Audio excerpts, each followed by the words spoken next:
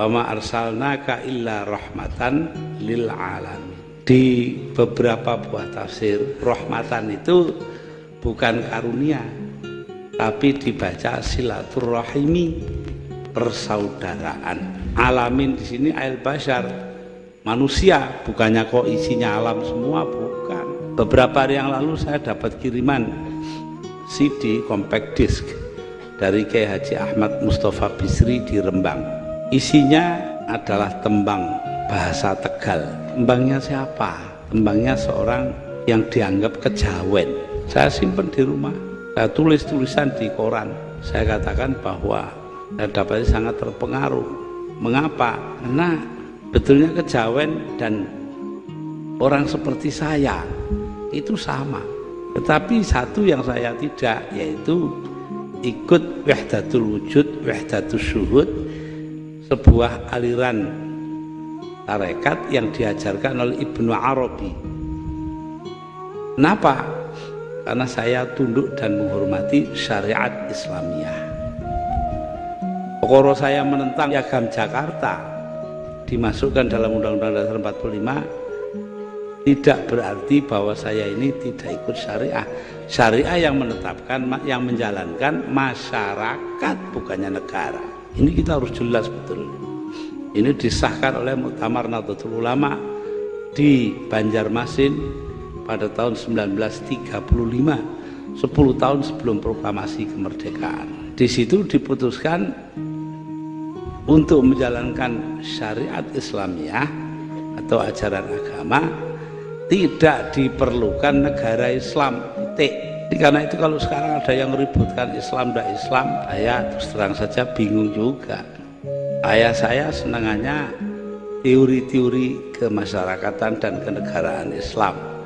Takonono Imam Syafi'i, Imam Hanafi soal beginian, warak jawabnya. Adiknya Abdul Khalik Hashim senengannya tauhid. Buat sampai mencret takon tauhid dia jawab. Tapi adiknya Pak Abdul Karim Hashim itu senengannya adab, sastra Arab. Ya enggak apa-apa, memang bisanya cuma itu. Artinya yang Arab itu, sastra Inggris ya tangan kadung tuwek. Sastra itu sangat kaya dan sinis. Nabi Wadhubiani penyairnya mengatakan dia dikuyok-kuyok terus oleh para politisi. Akhirnya dia mengatakan walasta bimustabiqin akhon la talumuhu la syu'athin ayyur rijali muadzabu. Kau bukan orang pertama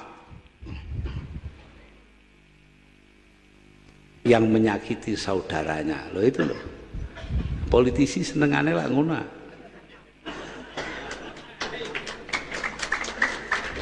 Mesti nyakiti saudaranya itu. Ala syu'athin ayyur rijali muadzabu. Kalau dipikir secara mendalam, memang adakah orang yang sopan? Nah itu saking sinise itu. Tapi saya lebih senang kepada sajaknya Qurafa ibn Abad, syairnya itu. Dia mengatakan walastu bihalalitilai makhofatan walakin mata yastarfidil qawmu arfidi. Aku bukan orang yang sembunyi di balik gentong karena ketakutan. Gentong itu tempatnya di depan rumah apa di belakang ya? Belakang, biasanya di dapur. Lah orang yang sembunyi di balik gentong di dapur entek-entekan oleh weden. Nah, ini katanya Torofa loh. Walakin mata yastarfidi arfidil qawmu arfidi. Tetapi kalau kaumku minta pertolongan akan kutolong loh ini. Karena saya tidak berada di gentong, di balik gentong ya saya, kalau kaum saya minta tolong saya tolong. Kalau perlu toh mati nyowo loh. Nah itu ya itu pegangan saya dari dulu sampai sekarang. Kita ini bangsa yang ditakdirkan Allah hidup bersama-sama walaupun berbeda-beda. Istilahnya pluralitas budaya. Inilah yang membuat bangsa kita bangsa besar. Katanya Bung Karno meminjam Ernst Renan, seorang filosof Prancis. Perbedaan itu, la différence est raison d'être d'une nation. Perbedaan itu adalah alasan berdirinya sebuah bangsa. Loh, alasan kita jadi bangsa yang satu, bangsa Indonesia itu kan karena perbedaan. Maknani bahasa saja beda-beda kok. Ada orang naik sepur kayak baru zaman dulu dari Gubeng Surabaya, kamar mandinya penuh orang, jadi dia tidak bisa buang air kecil. Di Kertosono takut dia kalau ditinggal kereta, tapi sudah sampai di Madiun tidak kuat, dia turun. Begitu kereta berhenti dia turun, lari ke belakang, belakangnya kereta api, dia jongkok kencing di antara dua rel itu. Ada pegawai stasiun datang, Pak, ambil nunjuk WC jauh gitu. Kalau kencing yang jauh sana, kita kan paham itu ya di WC gitu kan. Tapi orang itu lain pahamnya, masa dari Surabaya ke Madiun kurang jauh. Atas dasar inilah kita membuat lembaga pendidikan yang sekarang masih terasa unik, menyendiri. Tapi saya yakin dalam jangka panjang akan menjadi sesuatu yang biasa, akan menjadi apa yang dilakukan oleh kebanyakan orang di Indonesia. Kalau berbeda-beda monggo. Wa'tasimu bihablillahi jami'an wala tafarraqu, katanya Quran. Berpeganglah kalian ke tali Allah dan jangan terpecah belah. Beda boleh, yang nggak boleh itu pecah. Karena itu tadi saya ke sini, saya mampir di Mbak Yu saya. Siapa Mbak Yu saya? Suson. Mbak Yu saya Suson itu ibunya Saifullah Yusuf.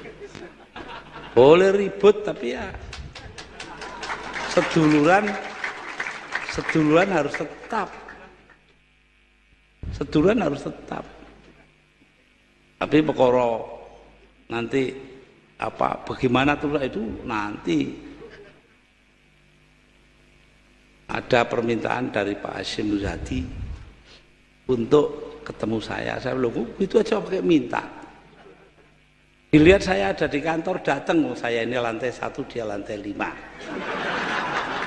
Selesai. Tapi kalau saya suruh ngakoni sebagai ketua, ya nanti dulu. Loh. Jadi belum tentu hubungan baik itu harus merubah pendirian kita. Nah, bagi saya NU ini haruslah jujur, itu aja yang paling pokok. Adil tok, ndak pakai makmur negara komunis. Makmur tok, ndak pakai keadilan negara kapitalis. Lah Indonesia ini ma baina wa baina. Nah itu ya begini ya ndak begitu. Tapi separuh-separuh lah. Saya dulu itu kalau pidato wong beling ya, lalu bilang Indonesia ini bukan negara teokratis, negara Islam. Juga bukan negara sekuler karena agama punya peranan. Jadi bukan sekuler, bukan teokratis. Artinya Indonesia ini negara yang bukan-bukan. Nah ini ya walau mau melingkon pidato salahnya sing ngakon. Ada orang sarang di pantai utara Jawa Tengah itu punya anak dipondokkan di Mekah zaman dulu. Dia juragan perahu. Untuk memondokkan anaknya tiap tahun dia jual perahunya. 5 tahun anaknya pulang karena bapaknya gantian perahu. Lah begitu pulang disuruh khutbah Jumat. Alhamdulillah, biasa ini Muhammadiyah ya. Si cidok kan gitu tuh. Alhamdulillah, NU ini loro. Alhamdulillah, lah kok telu. Alhamdulillah 4, bingung dia orang tuanya. Alhamdulillah 5, bangkit bapaknya bangun. Kurang ajar, perahu 5 kamu tuker. Alhamdulillah 5. Tapi pada dasarnya ya walaupun bagaimana orang khutbah itu ya segitu-gitu itu. Sampai dibujui saja tidak tahu kok. Mergo khutbah cara Arab yang dibujui wong Jawa. Jadi ada khotib orang Arab biasanya jual minyak wangi di kampung hari Jumat di daulat suruh jadi khotib. Nah, dia khutbah itu. Al-Jawi yakul khanas. Orang Jawa makan ular. Sing siji ngerti. Wong Jawa ini lungguh depannya khotib itu terus jenggelek gini lho. Lah apa muni ini? Jare si khotib iku khotib palsu ini katanya. Li khamsun. Ana salasun wa anta isrun.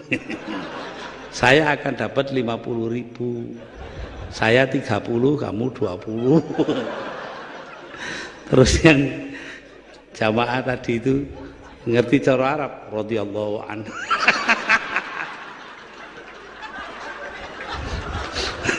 Badar kabeh cuma. Ya, kalau kita perbedaan kita terus-teruskan wah susah ini. Saya suka ngaji orang Sunda.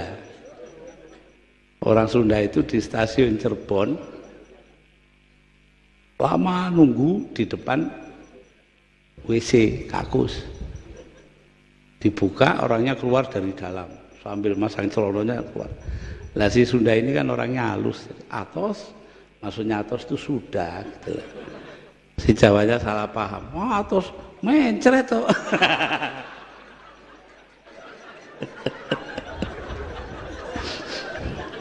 Maaf Romo, saya ini modalnya orang ngaji kelilingnya gini. Harus cerita yang lucu-lucu, kalau enggak orang lari. Dan harus begini. Enggak boleh obrak-obrak itu tuh. Itu bukan mubalik, itu mantan dan ramil. Wah, ada yang begitu. Mantan dan ramil suruh khutbah. Ya ayyuhan nas, ittaqullah haqqa tuqatih wa la tamutunna illa wa antum muslimun. Wahai manusia, bertakwalah kalian kepada Tuhan kalian. Awas kalau tidak. Pakai awas bareng. Ada rektor sebuah perguruan tinggi, saya diberitahu orang karena itu saya tidak percaya, tapi akhirnya disuruh berdiri di belakangnya waktu menyanyikan Indonesia Raya ini. Tahu-tahu sang rektor ini apa nyanyinya? Indonesia siapa itu? Gimana ini? Orang sini keterlaluan. Loh, kenapa? Masa begitu kok di jalan?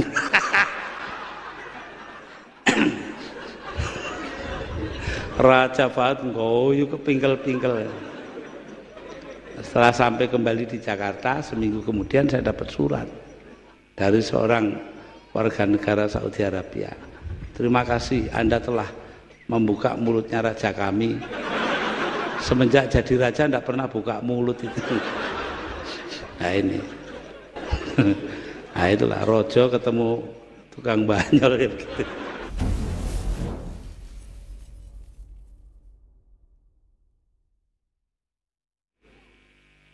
Assalamualaikum warahmatullahi wabarakatuh. Bismillah walhamdulillah wassalatu wassalamu ala rasulillah Sayyidina Muhammad bin Abdullah sallallahu alaihi wasallam wa ala alihi wa sahbihi wa man tabi'ahu wa nasarahu wa wala wala hawla wala quwata illa billah. Ulama'an al-kiram, khususan Al-Mukarram Kiai Zaki Ubaid, Al-Mukarram Kiai Abdul Mannan, Al-Mukarram Kiai Soleh Sahibil Bait, para pejabat pemerintahan khususnya Bapak Sekda yang mewakili Bupati, semua tenaga pengajar, mahasiswa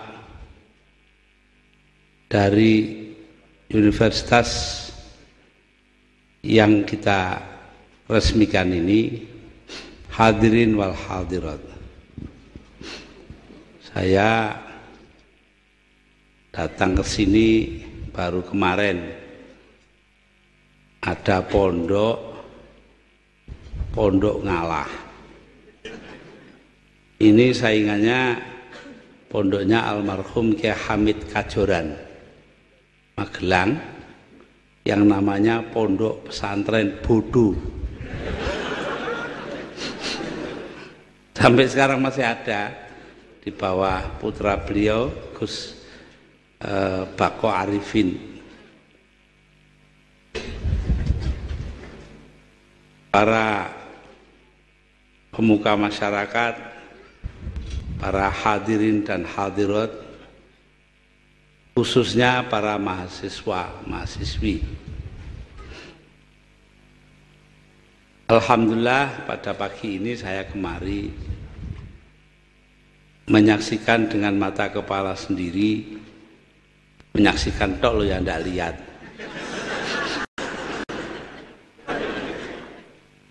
Itu dulu pondok yang kelihatannya kecil di bawah pimpinan Kiai Soleh, lambat laun berkembang dan sekarang menjadi sebuah universitas. Saya kebagian dulu ke sini, nah sekarang ke sini lagi menyaksikan berdirinya atau berkembangnya sebuah STAIN, Sekolah Tinggi Ilmu Agama Negeri, Islam Negeri, menjadi sebuah universitas. Ini sangat menggembirakan. Lebih-lebih menggembirakan lagi kalau diingat bahwa lembaga pendidikan yang berbentuk universitas ini tempatnya di desa, jauh dari mana-mana. Ini juga sesuatu yang harus diperhitungkan sebagai kelebihan. Lebih-lebih lagi bahwa ini adalah multi agama. Sesuatu yang saya perjuangkan seumur hidup. Nah ini ada romo, ada pendeta, ada yang lain-lain, Hindu segala macam itu. Insya Allah semuanya akan berkembang menjadi sesuatu yang memenuhi kriteria paling utama dalam Islam.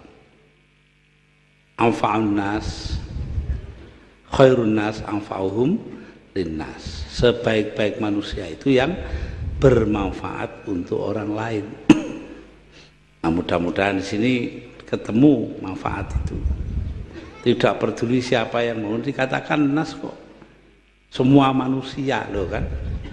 Jadi tidak peduli agamanya apa, asal-usulnya bagaimana. Ini artinya disinilah demokratisasi itu dijalankan. Mengapa? Karena demokrasi itu pada dasarnya cuma mengenal dua macam sifat. Sifat pertama kedaulatan hukum. Jadi kalau hukum berjalan dengan baik, itu berarti sudah demokratis. Nah, kiainya ya tentu ikut hukum fikih, itu kan ya hukum juga. Yang kedua, perlakuan yang sama kepada sesama semua warga negara di hadapan undang-undang walaupun asal-usulnya saling berbeda. Beda keyakinan, beda agama, beda ras, beda bahasa ibu, beda tingkatan ekonomi, ya beda apa sajalah. Jadi karena itu ya kita berharap mudah-mudahan lembaga pendidikan ini akan berkembang. Tadi kita dengarkan ayat Al-Quran, wa ma arsalnaka illa rahmatan lil alamin. Di beberapa buah tafsir, rahmatan itu bukan karunia, tapi dibaca silaturahimi, persaudaraan. Nah, mudah-mudahan di tempat inilah terjadi persaudaraan di antara sesama umat manusia. Alamin di sini ail bashar, manusia, bukannya kok isinya alam semua, bukan. Tetapi manusia, persaudaraan di antara sesama manusia. Ini wa ma arsalnaka illa rahmatan lil alamin. Disinilah terletak arti daripada lakum dinukum waliyadin, bagi kalian agama kalian, bagiku agamaku. Tiap orang berhak mengikuti cara masing-masing. Beberapa hari yang lalu saya dapat kiriman CD compact disc dari Kiai Haji Ahmad Mustafa Bisri di Rembang. Isinya adalah tembang bahasa Tegal. Tembangnya siapa? Tembangnya seorang yang dianggap kejawen. Saya simpan di rumah. Saya tulis tulisan di koran. Saya katakan bahwa saya dapat sangat terpengaruh. Mengapa? Karena betulnya kejawen dan orang seperti saya itu sama dalam hal kalau status itu semua sama banyak, saya kira sih tidak masalah, tapi sama dalam hal keyakinan. Saya orang santri, kalau tadi Kiai Soleh bicara bahwa santren Tarekat Qadiriyah Naqsyabandiyah itu dikembangkan di sini, maka saya ini sebagai orang Tebuireng itu diwarisi Tarekat malah lebih macam-macam. Ada Qadiriyah, ada Naqsyabandiyah, ada Syadziliyah, ada Syattariyah dan sebagainya. Jadi lebih beraneka ragam. Tetapi satu yang saya tidak, yaitu ikut wahdatul wujud, wahdatul syuhud, sebuah aliran tarekat yang diajarkan oleh Ibnu Arabi. Kenapa? Karena saya tunduk dan menghormati syariat Islamiyah. Pokoknya saya menentang Undang-Undang Dasar Piagam Jakarta dimasukkan dalam Undang-Undang Dasar 45, tidak berarti bahwa saya ini tidak ikut syariah. Syariah yang menetapkan, yang menjalankan masyarakat, bukannya negara. Ini kita harus jelas betul. Ini disahkan oleh Muktamar Nahdlatul Ulama di Banjarmasin pada tahun 1935, 10 tahun sebelum proklamasi kemerdekaan. Nah, jadi di situ diputuskan untuk menjalankan syariat Islamiyah atau ajaran agama tidak diperlukan negara Islam, titik. Ini ada di buku yang ditulis oleh Pendeta Einar Sitompul, dulu Sekretaris Huria Kristen Batak Protestan, sekarang menjadi Kepala Badan Litbang PGI, Persekutuan Gereja-Gereja Indonesia. Nah, dari sinilah bahwa Islam itu tidak harus formal. Ya seperti Kiai Soleh ini diwujudkan dalam bentuk lembaga pendidikan. Ini yang saya ikuti. Ketika PKB, Partai Kebangkitan Bangsa didirikan, itu ada seseorang membuatkan lagu Mars PKB dan himne PKB. Siapa yang buat? Seorang beragama Protestan bernama Alfred Simanjuntak. Itu saking adrenge kita ini, ya bermacam-macam asal usul lah. Nah, jadi di sini kita harus lihat bahwa masalah ini adalah masalah yang harusnya berjalan otomatis dalam kehidupan kita. Saya merasa berbahagia berada di sini karena melihat bahwa yang menjadi ajaran Tadi almarhum yang disebut semua saudara sing nok pasar sing nok ndi dulur kabeh, ya itu sudah. Lah orang tua kita itu begitu kok pandangannya. Waktu saya kecil di Tebuireng itu saya tiap hari main-main di sebuah rumah di Cukir, kira-kira ya sekilo lah dari rumah saya di Tebuireng, yang punya orang Katolik. Saking dekatnya, akhirnya rumah itu jadi gereja. Dan kalau coro santrinya diwakafkan, ya lah iya, untuk kepentingan agama. Terus nggak tahu saya kenapa oleh pengurusnya dioperkan kepada Bapak Muhammad Yusuf Hashim, paman saya. Jadi rumah beliau saya tinggalnya di situ. Di Tebuireng itu kan kalau nemoni tamu. Nah, jadi di sini kita melihat bahwa ini sudah lama ada di kalangan kita, tidak ada masalah apa-apa. Karena itu kalau sekarang ada yang ributkan Islam dan Islam, saya terus terang saja bingung juga. Ada pesantren ngalah, itu kan bahasa Jawa toh. Pondok-pondok dulu itu bahasa lokal, enggak ada namanya pesantren ngene ngono itu ya. Pesantren Tebuireng, pondoknya Yai Manan, pondok Singosari, sampai sekarang saya enggak tahu nama bahasa Arabnya. Iya. Oh, tahu-tahu setelah tahun 50-an itu loh. Pondok Bahrul Ulum, pondok Mambaul Ma'arif, pondok Mambaul Huda. Saya jadi bingung lah, kok cara Arab kabeh ini rek. Ya, ini artinya formalisasi, kesenangan untuk resmi dari kalangan kaum muslimin. Ini muncul karena apa? Karena kuatnya budaya Arab. Bukan karena agama, ini soal budaya saja. Sama dengan dulu bahasa Jawa, sekarang pakai bahasa Indonesia, kan begitu tuh. Saya ingat dongengnya paman saya, putranya ada di sini dengan saya, Pak Abdul Karim Hashim, adiknya ya saya, numpak oplet. Di depannya ada orang bawa kurungan burung, tahun 30-an lah itu. Lalu beliau pikir mau nanya, ini burung apa ini?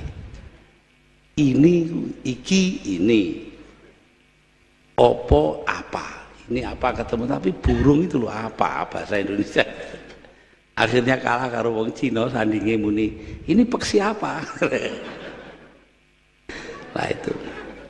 Jadi karena itu kita melihat bahwa soal begini-begini kan soal anu saja, soal apa? Budaya saja. Beda memang budayanya. Ayah saya senangannya teori-teori kemasyarakatan dan kenegaraan Islam. Takonono Imam Syafi'i, Imam Hanafi soal beginian warak jawabnya. Adiknya Abdul Khalik Hashim senengannya tauhid. Buat sampai mencret takon tauhid dia jawab. Tapi adiknya Pak Abdul Karim Hashim itu senengannya adab, sastra Arab. Ya enggak apa-apa, memang bisanya cuma itu. Artinya yang Arab itu, sastra Inggris ya tangan kadung tuwek. Lah ya. Tapi tanya itu. Di rumahnya beliau itu ada Hamas satu Abi Tamam. Itu yang menunjukkan kesenangan beliau kepada sastra Arab. Sastra itu sangat kaya dan sinis. Nabi Ghadzubiani, penyairnya, mengatakan dia dikuyo-kuyo terus oleh para politisi. Akhirnya dia mengatakan, walasta bimustabiqin akhon la talumuhu la syu'athin ayyur rijali muadzabu. Kau bukan orang pertama yang menyakiti saudaranya. Loh itu loh. Politisi senengane lah ngono.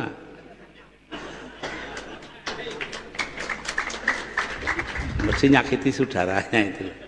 Ala syu'athin ayyurijali muwadzabu, kalau dipikir secara mendalam, memang adakah orang yang sopan? Nah itu, saking sinise itu. Tapi saya lebih senang kepada sajaknya Qurafa ibn Abad syairnya ini. Dia mengatakan walastu bihallalitila'i makhofatan walakin mata yastarfidil qaumu arfidi. Aku bukan orang yang sembunyi di balik gentong karena ketakutan. Gentong itu tempatnya di depan rumah apa di belakang ya? Nah, biasanya di dapur. Lah orang yang sembunyi di balik gentong di dapur entek-entekan oleh weden. Nah, ini katanya Torofa loh. Walakin mata yastarfiti arfidil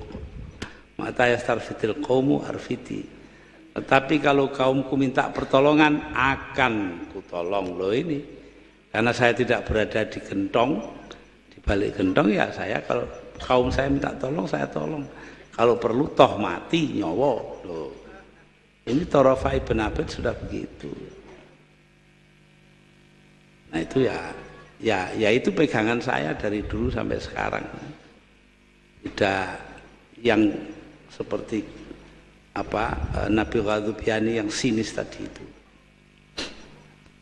Nah, dasar daripada sikap terbuka yang tidak mencurigai orang lain, tidak penuh kebencian kepada orang lain, itu adalah keterbukaan. Karena itulah saya kepada teman-teman agama lain itu ya terbuka saja.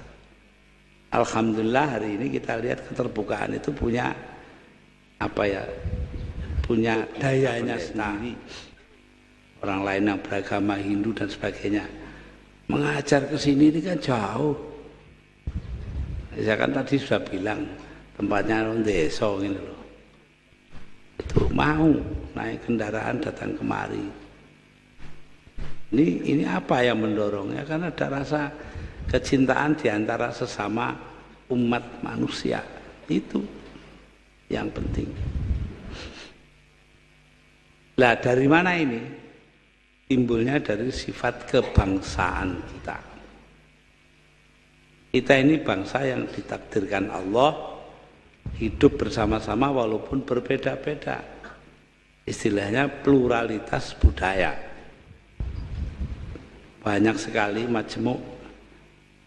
majmu'atus tsaqafat, majmu'iyatus tsaqafat, berbilang budaya. Inilah yang membuat bangsa kita bangsa besar. Katanya Bung Karno meminjam Ernst Renan, seorang filosof Prancis. Perbedaan itu, la différence est raison d'être d'une nation. Perbedaan itu adalah alasan berdirinya sebuah bangsa. Loh, alasan kita jadi bangsa yang satu, bangsa Indonesia itu kan karena perbedaan Différence itu. Bukan karena apa-apa. Maknani bahasa saja beda-beda kok. Ada orang naik sepur kayak baru zaman dulu dari Gubeng Surabaya, kamar mandinya penuh orang, jadi dia tidak bisa buang air kecil. Di Kertosono takut dia kalau ditinggal kereta, tapi sudah sampai di Madiun tidak kuat, dia turun. Begitu kereta berhenti dia turun, lari ke belakang, belakangnya kereta api, dia jongkok kencing di antara dua rel itu.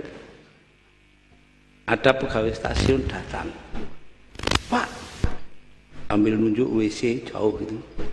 Kalau kencing yang jauh sana, kita kan paham itu ya di WC gitu kan. Tapi orang itu lain pahamnya, masa dari Surabaya ke Madiun kurang jauh. Loh, kok kadar jauh aja loh, kok bisa berbeda penafsirannya itu. Padahal barangnya sama atau yang diomongkan, tapi lain beda.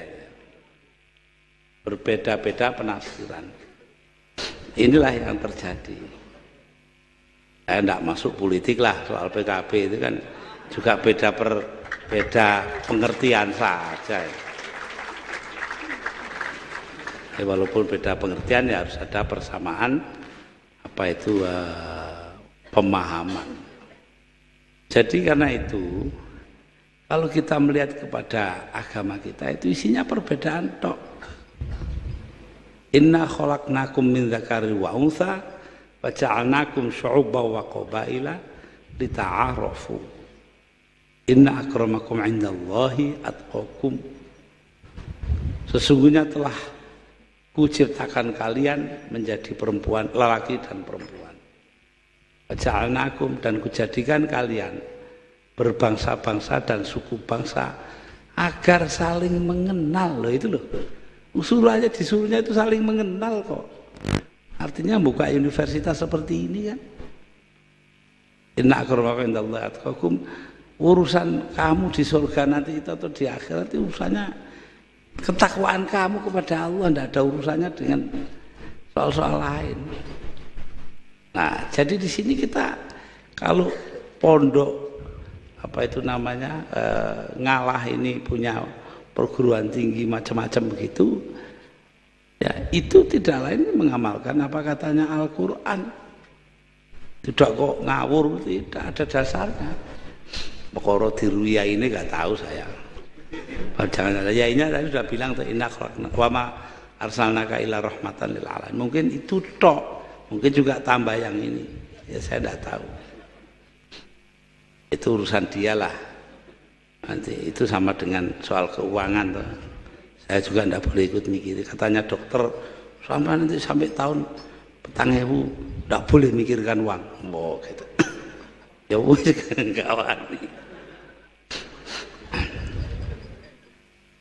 Nah, para hadirin dan hadirat, atas dasar inilah kita membuat lembaga pendidikan yang sekarang masih terasa unik, menyendiri, tapi saya yakin dalam jangka panjang akan menjadi sesuatu yang biasa, akan menjadi apa yang dilakukan oleh kebanyakan orang di Indonesia. Kiai-kiai sendiri sudah begitu lama itu. Yang tidak boleh di kalangan ulama itu kan sebetulnya pecah toh. Pecah saja. Ya. Pecah saja, tidak bisa lain lagi. Tafarruk, pecah. Dan tidak boleh itu. Kalau berbeda-beda monggo. Wa'tasimu bihablillahi jami'an wala tafarraqu, katanya Quran. Berpeganglah kalian ke tali Allah dan jangan terpecah belah. Beda boleh, yang enggak boleh itu pecah. Karena itu tadi saya ke sini, saya mampir di Mbak Yu saya. Siapa Mbak Yu saya? Suson. Mbak Yu saya Suson itu ibunya Saifullah Yusuf. Boleh ribut tapi ya seduluran harus tetap. Seduluran harus tetap. Tapi perkara nanti bagaimana tuh itu nanti ada permintaan dari Pak Hashim Muzadi untuk ketemu saya. Saya bilang, itu aja pakai minta. Dilihat saya ada di kantor, datang, saya ini lantai 1, dia lantai 5. Selesai. Tapi kalau saya suruh ngakoni sebagai ketua ya nanti dulu. Loh. Jadi belum tentu hubungan baik itu harus merubah pendirian kita. Nah, bagi saya NU ini haruslah jujur, itu aja yang paling pokok. Ya itu. Nah kalau warganya saja harus gitu, apalagi pimpinannya kan begitu tuh. Nah ini ya karena itulah saya terus terang saja kita harus memelihara persaudaraan dan menjaga pluralitas. Dan di sini perguruan tinggi dan saya yakin juga Pondok Ngalah itu sudah melakukan sesuatu yang benar. Bahwa ini dibuat tanpa bantuan siapa-siapa, itu harus kita hargai sekali. Saya ini di mana-mana ketemu selalu mengeluhnya orang itu pemerintah tidak bantu. Lah padahal mestinya tidak dibantu pemerintah kok jadi, itu kan harus bangga. Tidak kuali. Tanya Kiai Zaki Ubed itu. Jadi lo pondoknya di tengah kota. Nggak, pondok tengah kota itu paling susah di dunia itu.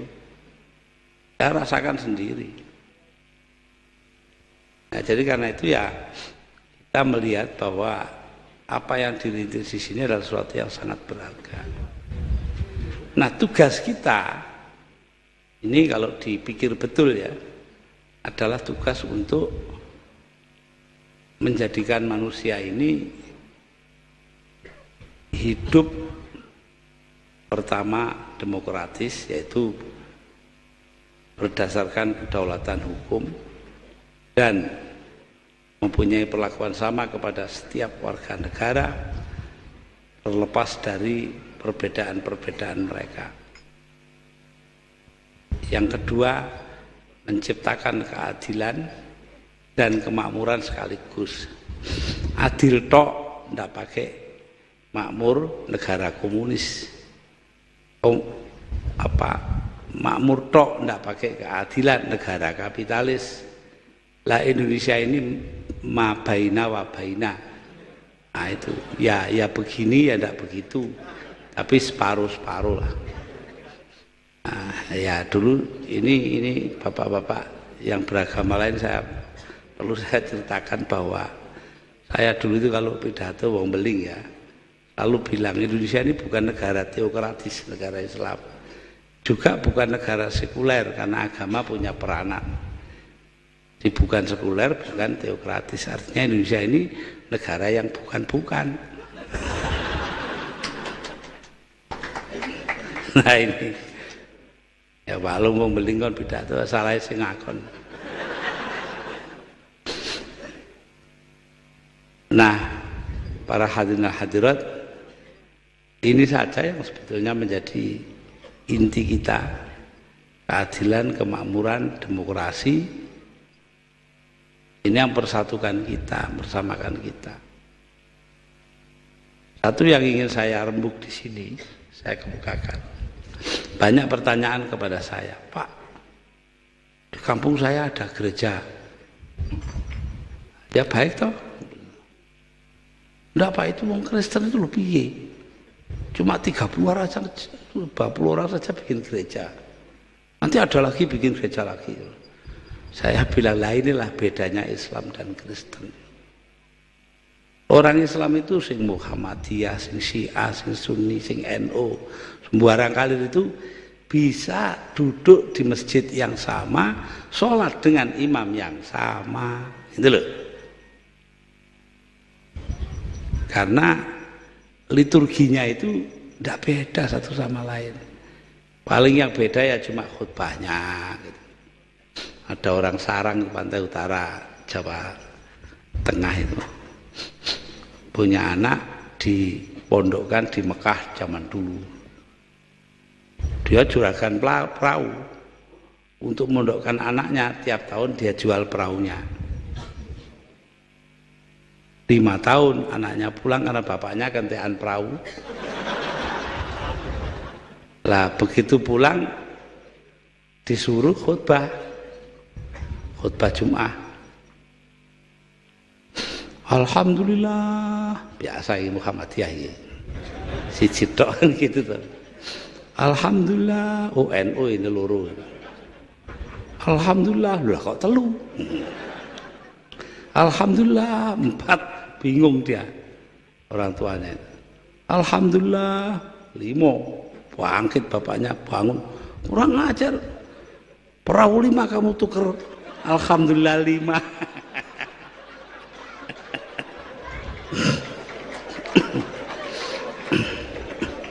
Tapi pada dasarnya ya walaupun bagaimana orang khutbah itu ya segitu-gitu itu. Sampai dibujui saja tidak tahu kok. Mergo khutbah cara Arab yang dibujui wong Jawa. Jadi ada khotib orang Arab biasanya jual minyak wangi di kampung hari Jumat daulat suruh jadi khotib. Nah, dia khutbah itu. Al-Jawi ya'kul khannas. Orang Jawa makan ular. Sing siji ngerti. Wong Jawa ini lungguh depannya khotib itu terus jenggelek gini lho. Lah apa muni ini? Jare si khotib iku khotib palsu ini katanya. Li khamsun. Ana salasun wa anta isrun. Saya akan dapat 50.000. Saya 30, kamu 20. Terus yang jamaah tadi itu ngerti cara Arab, radhiyallahu anhu.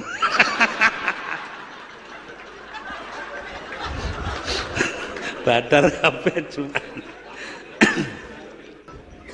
Ya, jadi di sini ya salah paham tuh, setiap bahasa ya punya. Ada orang Arab kawin dan orang Madura ya. Sing Arabe alu, sing wedoke sari rapet wong Madura. Jadi malam pertama Arabnya nekat terus sing wedok sakit Tuhan. Ah wong Purwosari kan tahu toh sakit itu sakit. Katanya si suaminya, "Wallahi ana Arab tulen bukan sekek." Ngaku sih kayak itu piye. Ya, kalau kita perbedaan-perbedaan kita terus-teruskan wah susah ini. Saya suka ngaji orang Sunda. Orang Sunda itu di stasiun Cirebon lama nunggu di depan WC kakus. Dibuka orangnya keluar dari dalam sambil masang celononya keluar. Lah si Sunda ini kan orangnya halus, atos, maksudnya atos itu sudah gitu. Si Jawanya salah paham. Oh, atos mencret tuh.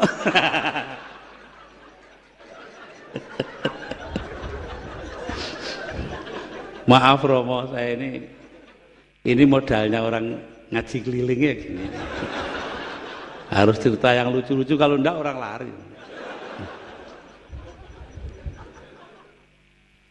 Dan harus begini, enggak boleh obrak-obrak itu tuh, itu bukan mubalik, itu mantan dan ramil.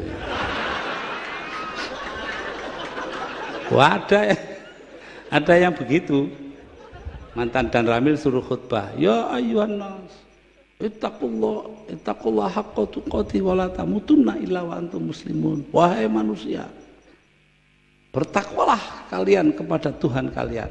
Awas kalau tidak. Pakai awas baru. Lah itu baru khutbahnya sana itu. Ya. Jadi begitulah para hadirin hadirat. Ini mestinya serius jadi guyon ini. Saya minta maaf pada Kiai Soleh ini. Ya saya rasa itulah yang perlu saya kemukakan, bahwa saya sangat bergembira berada di Pondok Ngalah dengan universitasnya yang tumbuh berdasarkan asas kekeluargaan, yang tidak beda-bedakan orang. Ya, ini sebetulnya ya pondok itu begitu. Di mana-mana dulu pondok tidak beda-bedakan orang. Anaknya yai gede ya tempiling udah. Iya, saya waktu kecil itu pernah, yang tukang lampu itu namanya Mbah Saleh, akhirnya jadi Surya NU, sekarang udah mati di Nganjuk. Nah satu hari saya dengan teman saya, kamu ajak Mbah Soleh itu. Diajak entah nggak tahu diajak beli apa. Saya ke dalam ngambil lapnya lampu itu kan. Tak karu-karuan ambune, tak celup banyu, saya lempar ke tengah masjid. Padahal sana orang tidur jejer-jejer gitu loh. Sebentar roto sak masjid kena kafe. Lah itu. Jadi persamaan sampai kepada gangguan saja ya sama. Ya memang begitu, itu gunanya supaya orang tidak bosan. Itu pernah ngaji posoan di Masjid Tebuireng, Saya lihat ngantuk semua bulan puasa itu. Saya bilang, konco ini orang Jawa itu, wong Jawa itu senengane dot didadekno lam. Contohnya murtadha dadi murtala. Ramadan dadi ramlan. Fardu dadi perlu. Sampai wadu itu loh tempatnya air bekas wudu namanya wulu. Loh. Sopo sing ngeruh asale suru untuk nyendoki bubur itu loh. Semua mikir sudu, rudu, wah sembarang kali terus. Sudah 5 menit diem saja saya. Piye kata gue suru asalnya ya godong-gedang. Mana ada suru dari plastik kan tidak ada. Ya inilah wong pondok itu harus gitu ini Rawo. Ya. Terpaksa. Nah, dalam kita bergembira seperti ini dan mengingat bahwa tugas kita itu adalah menciptakan persaudaraan, arahnya itu ya kalau dirumuskan saya ini wong NU ya, yaitu ya la kalimatillahillati hiyal ulya, itu saja. Tujuan kita itu meninggikan nama Allah yang sudah agung lah itu. Kalau ada yang punya tujuan lain untuk kemuliaan diri sendiri itu ya tidak begitu tepat lah. Tapi justru kalau kita ini bekerja untuk Allah semata-mata seperti yang dilakukan Kiai Soleh dengan perguruan tinggi dan pondoknya, itu pertama akan diterima dengan baik oleh Allah, kedua membawa kenikmatan bagi warga masyarakat umumnya, dan yang ketiga memajukan Indonesia tanah air kita. Itu aja di situ aja. Lah gedung lah inilah itu semua kan hanya sarana saja. Saya nggak tahu rektornya di sini siapa. Saya bisa ceritakan suatu waktu saya ini diundang orasi ilmiah di sebuah perguruan tinggi di sana loh, daerah Tapal Kuda sana di Keraksan. Lalu ya biasa karena mau ceramah saya duduk di antara hadirin. Tahu-tahu ada di pintu berdiri yang tukang kecerek itu loh, blok gitu itu. Wah itu dua di pintu, blok. Semua diam. Hadirin silakan berdiri. Bapak Muhammad Rektor akan memasuki ruangan. Ya ngono iku. Ngertine cek ngono diapakno maneh. Mudah-mudahan di sini jangan dibilang Bapak Muhammad Rektor. Walaupun kadang-kadang ya begitu itu kan. Yang bedakan orang itu tidak banyak. Ada rektor sebuah perguruan tinggi, saya diberitahu orang karena itu saya tidak percaya, tapi akhirnya disuruh berdiri di belakangnya waktu menyanyikan Indonesia Raya ini. Tahu-tahu sang rektor ini apa nyanyinya? Indonesia siapa itu? Gimana ini?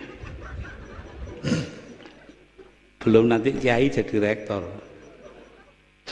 Sehabis jadi apa itu namanya inspektur upacara Menwa, resimen mahasiswa.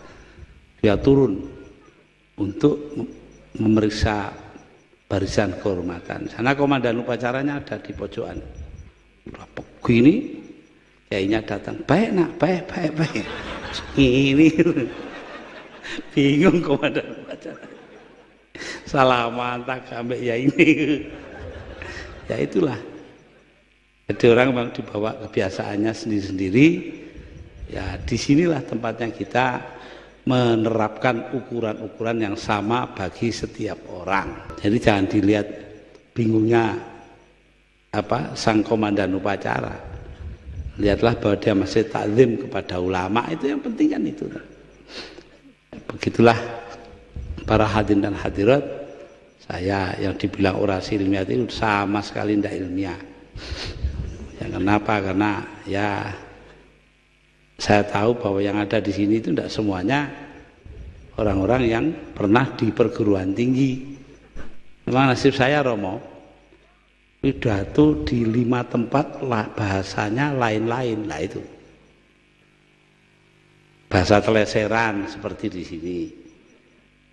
Nah, iya toh. Terus nanti bahasa seminar ada sendiri. Kemarin saya di Semarang PGRI seminar. Nanti pidato di PBB pakai bahasa lain, bahasa Inggris umpamanya. Lalu pada kiai-kiai orang Arab ya harus bahasa Arab, kalau enggak dihargai.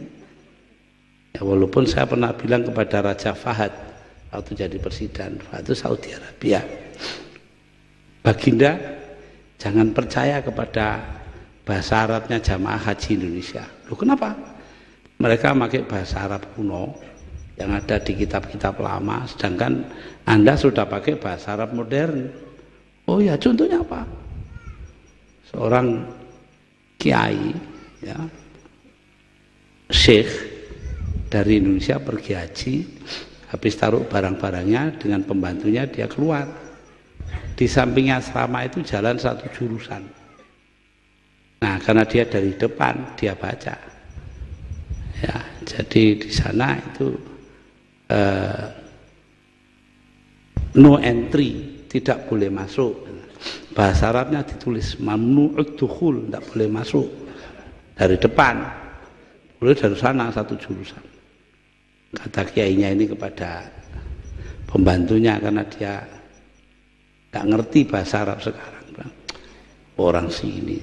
Kenapa? Karena dukhul itu kalau di kitab-kitab lama itu hubungan seksual suami dan istri. Dari situ kok mamnu dukhul, dilarang dukhul. Orang sini keterlaluan. Loh, kenapa? Masa begitu kok di jalan?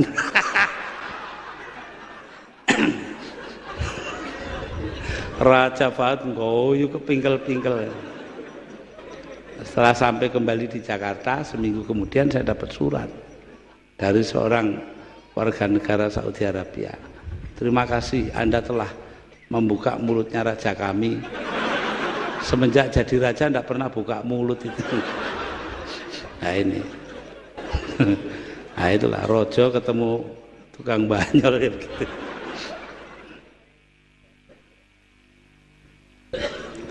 Nah, karena di hadapan Romo, saya tidak tahan, terpaksa menceritakan yang ini belakangan ini sebagai penutup. Beberapa bulan sebelum wafatnya, Sri Paus datang ke New York di Amerika Serikat. Sore-sore dia naik mobil di pinggir kota, kan sepi. Dia bilang kepada supir, "Pir, berhenti. Anda pindah ke belakang, saya ingin belajar nyetir." Umurnya 24 tahun. Jalan saja setengah mati, nyetir 2 menit masuk Solokan. Polisi datang, urusi semuanya beres, ya tidak kecelakaan, pelan aja. Dia telepon tuh polisi itu pada komandannya. Dan saya ini lagi ngurusi orang penting kecelakaan. Siapa? Presiden? Bukan. Wakil presiden? Bukan. Menteri? Bukan. Senator? Bukan. Gubernur? Bukan. Wali kota? Bukan. Siapa? Nggak tahu. Supirnya saja Paus. Sing diurusi kita malah supir sih nok buri. Ya ini saya tidak tahan. Di hadapan pastor ya saya terpaksa. Demikianlah para hadirin, kalau diterus-teruskan tambah tidak karu-karuan. Nanti ngambrak enggak. Karuan yang lebih baik berhenti di jalan. Nah, terakhir saya usulkan, ini teleseran itu untuk menjadi pedoman kita, kata-kata seorang penyair Arab. Waladatka ummuka ya ibna Adam bakiya wan nasu haulaka yadhaku nasurura faj'al li nafsika antakuna idza bakau fi yaumi mautika dhahikam mazrura. ibumu melahirkan engkau, wahai anak Adam. Ketika itu engkau menangis. Tidak ada bayi lahir, oh tidak ada. Wan nasu haulaka yadhakuna surura, manusia sekitarmu semuanya tertawa gembira. Oh, bayinya lahir selamat gitu ya. Waj'al li nafsika an takuna idza bakau, karena itu buatlah dirimu ketika mereka menangisi engkau di hari kematianmu. Loh itu dhahika masrura, engkau sendiri yang tertawa karena gembira. Itulah hidup, itu esensinya di situ. Jadi ini yang saya minta supaya padanya ini itu semua arahnya itu satu, berbuat baik untuk orang lain. Khairun nas anfa'uhum linnas. Saya rasa demikianlah yang perlu saya kemukakan, karena memang saya kemari ini untuk ada hal lain yang ingin dilakukan, yaitu untuk ikut di dalam pertemuan silaturahmi antara sesama kiai. Ini kalau disuruh nutup itu bingung ya. Kenapa? Karena NU itu dulu miliknya kan wabillahi taufik wal hidayah. Sekarang dipinjam Golkar. Susah setengah mati saya nih. Ahmad Abdul Hamid almarhum dari Kendal itu mencarikan gantinya, wallahul muwaffiq ila aqwamit thoriq. Sekarang di mana-mana wong NU begitu. Tapi saya ini cengkal, saya tidak mau gitu ya. Tambah ya lah wis. Wabillahi taufiq wal hidayah waridho wal inayah. Wassalamualaikum warahmatullahi wabarakatuh.